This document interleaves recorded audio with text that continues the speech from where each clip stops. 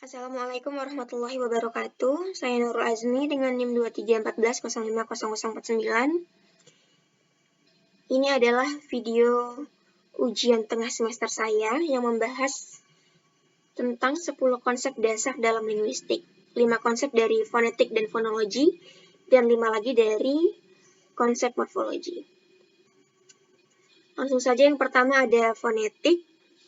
Fonetik ini adalah ilmu yang mempelajari bunyi-bunyi dalam bahasa. Mulai dari cara bunyi itu dihasilkan dari mulut, bunyi itu bergerak melalui udara, hingga bagaimana bunyi itu diterima dan diolah oleh otak dan telinga.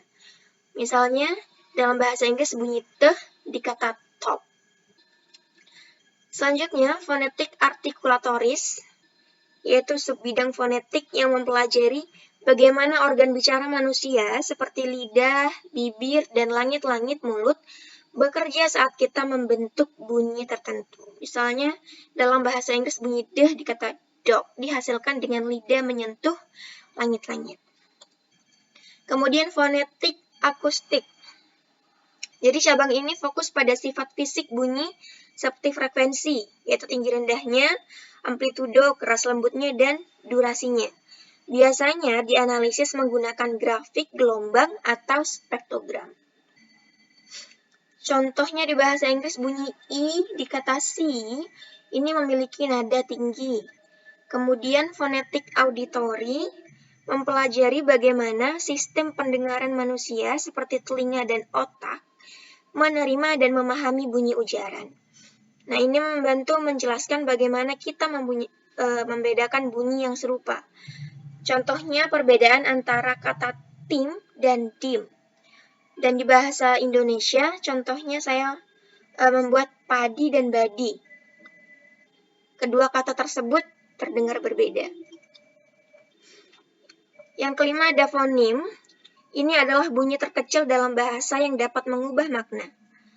Contoh dalam bahasa Inggris, bat dan cat yang punya arti berbeda. Kemudian di bahasa Indonesia, baca dan paca. Beda arti karena bunyinya juga berbeda. Masuk pada morfologi, yang pertama ada morfem, yaitu bagian unit terkecil dalam bahasa yang memiliki makna. Jadi ini bisa berupa kata dasar seperti jalan, kata dasar seperti dalam bahasa Inggris unhappy, terdiri dari kata un dan happy. Dan dalam bahasa Indonesia, contohnya berlari, terdiri dari ber dan lari. Kemudian morfem bebas dan terikat. Jadi morfem bebas itu bisa berdiri sendiri sebagai kata book, itu bebas. Dan morfem terikat tidak bisa berdiri sendiri dan harus bergabung dengan morfem lain. Misalnya books, itu ditambah S.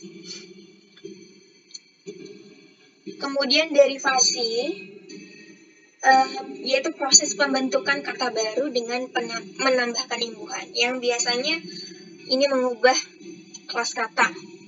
Contohnya teach jadi teacher. Dalam bahasa Indonesia, ajar jadi pengajar. Kemudian infleksi. Infleksi ini mengubah bentuk kata untuk memberikan makna gramatikal seperti jumlah, waktu, atau kepemilikan tanpa mengubah kelas katanya. Contohnya dari kata walk, walk itu menjadi walk. Ini berubah menjadi past tense, dan dalam contoh bahasa Indonesianya, lari jadi lari-lari.